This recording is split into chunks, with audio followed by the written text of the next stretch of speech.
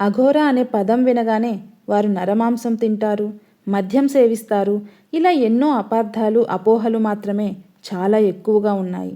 అఘోరా అంటే ఒక తాంత్రికుడిలా చూస్తారు. ముఖ్యంగా దక్షిణ భారతదేశంలో అఘోరాల గురించి ఎన్నో తెలిసి తెలియని మాటలు వింటుంటాం. శివుడికి ఉన్న పంచముఖాలలో దక్షిణముఖమైన అఘోరతత్వాన్ని శ్రీ గురు దత్తాత్రేయ స్వీకరించిన తరువాత ఆయన శిష్య పరంపరలో వస్తున్న సనాతన సాంప్రదాయం. అఘోరి అంటే ఘోరం కానివాడు అని అర్థం. శివుడికి సంబంధించిన పంచముఖ తత్వాలైన సజ్జోజాత, వామదేవ, ఈశాన, తత్పురుష, అఘోర జ్ఞానాన్ని శివుడు దత్తాత్రేయుడికి అనుగ్రహించాడు. శివుడు తన జ్ఞానాన్ని ఎవరో దత్తాత్రేయుడికి అనుగ్రహించాడు అని తెలుసుకొని చాలామంది పండితులు, పామరులు ఆ తత్వసారాన్ని నేర్చుకోవాలనే భావంతో బయలుదేరారు.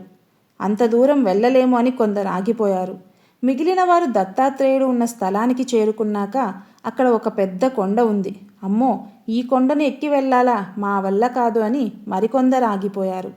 కొండ ఎక్కుతూ సగంలో ఆగిపోయిన వాళ్ళు ఉన్నారు. పూర్తిగా కొండ ఎక్కిన వారు కొంతమందే. పూర్తిగా కొండ ఎక్కిన వారికి అక్కడ ఒక సన్నివేశం కనిపించింది. నగ్నంగా ఉన్న స్త్రీల మధ్య నగ్నంగా ఉన్న పురుషుణ్ణి చూశాడు. ఆ పురుషుడి ఒక చేతిలో సారా ఉంది, ఒక చేతిలో గాంజా కాలుస్తున్నాడు. అది చూసిన పండితులు ఈ దరిద్రం చూడటానికా ఇంత కష్టపడి వచ్చాము అని వెళ్ళిపోయారు. కానీ ఒక్కడు మాత్రం వెళ్ళిపోకుండా అలా నిలబడి చూస్తున్నాడు. ఆ స్త్రీల మధ్యలో ఉన్న వ్యక్తి అతన్ని పిలిచి అందరూ వెళ్ళిపోయాక, నీకిక్కడ పనేంటి, చూశావుగా ఇక్కడ అంతా ఇలానే ఉంటుంది అన్నాడు. అప్పుడు అతను మాట్లాడుతూ, మీరు సురాపానం చేసే స్థితిని నేను చూడలేకపోతున్నాను. నగ్నత్వం ఏదైతే భగవంతుడు తత్వం ఇచ్చాడో దానికి చిహ్నం. ఇందులో కూడా నేను చెడును చూడలేకపోతున్నా. మీ చుట్టూ ఉన్న స్త్రీలు మాతృమూర్తులు, నేను అదే చూడగలుగుతున్నా.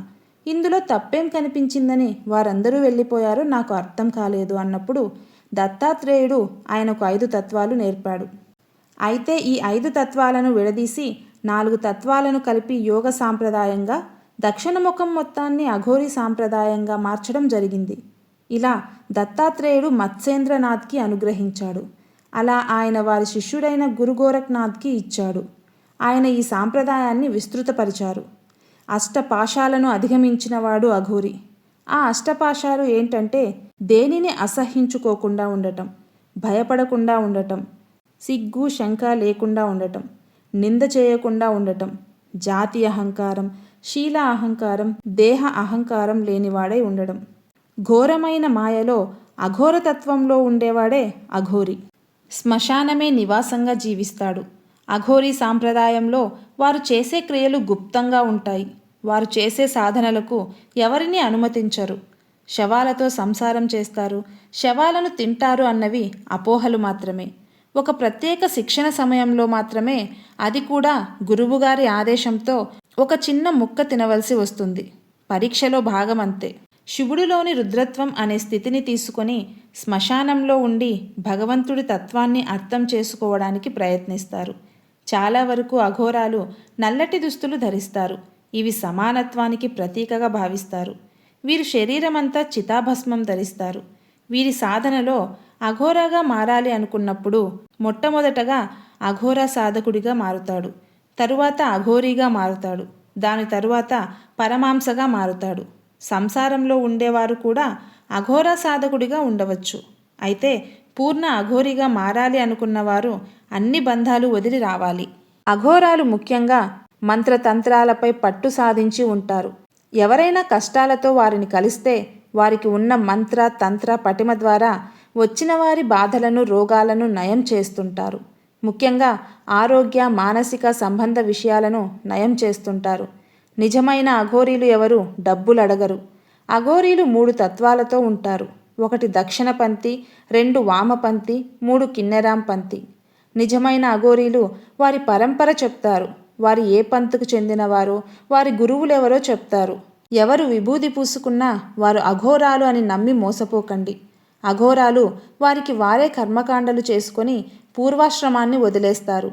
ప్రపంచమంతా నేనే అన్న స్థితిలో బ్రతుకుతుంటారు. వీరు కాలభైరవ రూపాన్ని పూజిస్తారు. అఘోరీలు ఎక్కువగా సాధనలో ఉంటారు.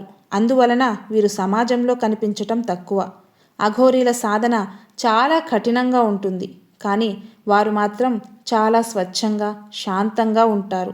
అఘోరీలు ఎక్కువగా బయట కనిపించరు, అందుకే నకిలీ అఘోరాలు ఎక్కువయ్యారు. వీరు అన్నింటికీ అతీతంగా జీవిస్తుంటారు. అన్నం పరబ్రహ్మ స్వరూపం అని కళ్ళకద్దుకొని తింటాం. అది మన శరీరంలోకి పోయి జీర్ణమైన తరువాత రూపం మారి విసర్జక రూపంలో బయటకి వస్తుంది.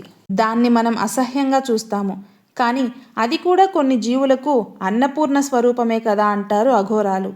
వారు అసహ్యించుకోరు, అంతే తప్ప వారు ఆకలేస్తే ఏమీ లేకపోతే మలమూత్రాలు తింటారు అనడం తప్పు. వారు ఇంద్రియాలను అదుపులో ఉంచుకున్నవారు. ఆకలేస్తోందని ఏదంటే అది తింటారు అనడం మూర్ఖత్వం.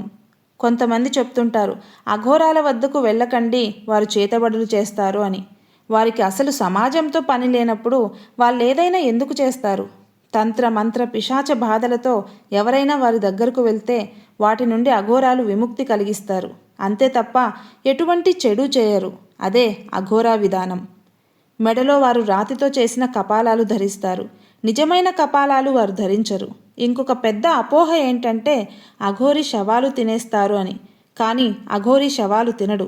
ఒక నిజమైన అఘోరి మాట్లాడుతూ, అఘోరీలమైన మేము శవాలను తినము, కానీ అఘోరీలు శవాలు తింటారు అనే మాట ఎవరు చెప్తుంటారో తెలుసా? నిత్యం లేచినప్పటి నుండి మేకలను, కోళ్లను, ఇంకా కొన్ని జంతువులను చంపి ఆ శవాలను తినేవాళ్ళు చెప్తుంటారు. శవాలను తినేవాళ్ళు అఘోరీలు శవాలు తింటుంటారు అని మా గురించి మాట్లాడుతుంటారు అన్నాడు. మంచి చెడు రెండింటినీ సమానంగా చూడటం అఘోరా తత్వం. అఘోరాలు ఎక్కడ ఉన్నా వారి మనస్సు శుద్ధిగా ఉంటుంది. వీరికి ఆడ మగ పశుపక్షాదులతో సంబంధం లేదు, మొత్తం ఒక ప్రకృతిగా చూస్తారు. వీరు తినే ఆహారంలో పావు భాగం అగ్నికి, పావు భాగం గోమాతకి, పావు భాగం కాలభైరవుడికి అంటే కుక్కకి సమర్పించి పావు భాగం మాత్రమే తింటారు. ఒకవేళ పైన చెప్పిన వాటిలో ఎవరికైనా ఆహారం సమర్పించుకోలేకపోతే ఆ రోజు ఆహారం స్వీకరించరు. మొత్తం ఆహారం అగ్నికి ఆహుతిస్తారు. రేపటి భోజనం గురించి వారు ఆలోచించరు. అఘోరీలకు మొత్తం 3 రకాల సాధనలుంటాయి. ఒకటి శివ సాధన, శవ సాధన, శ్మశాన సాధన. శ్మశాన సాధన అంటే మొత్తం శ్మశానానికి సంబంధించినది. అందులో ఉన్న శక్తిని వారు అనుకూలంగా మార్చుకుంటారు. శ్మశానంలో సాధన చేసేటప్పుడు వారు శివుడితోనే ఉన్నట్లు భావిస్తారు. ఆ విధంగా పంచభూతాలను వశం చేసుకుంటారు. అఘోరాలు చనిపోయిన ఆడవాళ్లతో కలుస్తారు అని అంటుంటారు. అందువల్ల వారికి ఏవో శక్తులు వస్తాయి అని అంటారు. కానీ ఇదే ప్రశ్నకు ఒక అఘోరి సమాధానం చెప్తూ, చనిపోయింది అన్నప్పుడు దాంట్లో జీవం లేదు, మరి దానిలో ఇంకేముంటుంది?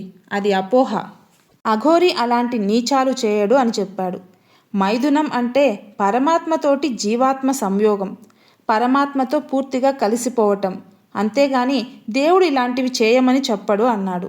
తాంత్రికులు, నకిలీ అఘోరాలు మందు తాగడం, మాంసం తినడం, ఇంకా వారి విలాసాల కోసం, సుఖాల కోసం అఘోరతత్వాన్ని అడ్డుపెట్టుకొని చేస్తున్నవి.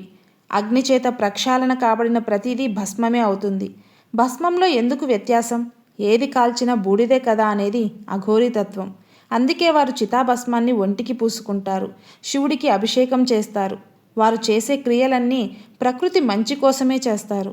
వీరి సాంప్రదాయంలో ప్రత్యేకించి ఈ ఆహారమే తీసుకోవాలి అనేది ఉండదు. మాంసాహారులుంటారు, శాకాహారులుంటారు, నిరాహారులు కూడా ఉంటారు. నల్లబట్టలు వేసుకొని విభూది వేసుకున్న వారంతా అఘోరీలు కాదు. డబ్బులు అడిగేవాడు అఘోరీ కాదు. అందరినీ అఘోరీలుగా నమ్మి మోసపోకండి. ఈ వీడియో మీకు నచ్చినట్లయితే లైక్ చేసి సబ్స్క్రైబ్ చేయండి. 10 మందికి షేర్ చేయండి. హర హర మహాదేవ.